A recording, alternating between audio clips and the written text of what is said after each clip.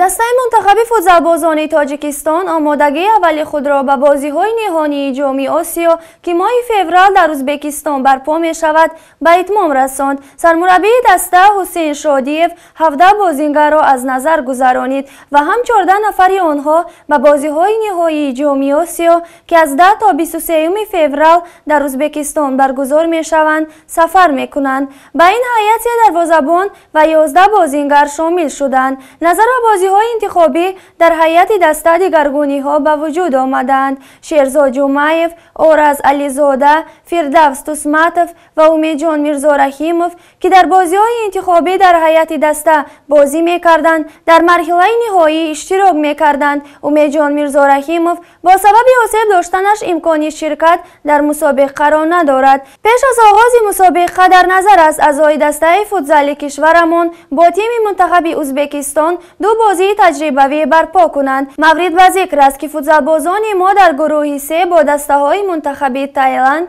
ویتنام و تایبه چین با هم رقابت می‌نمایند.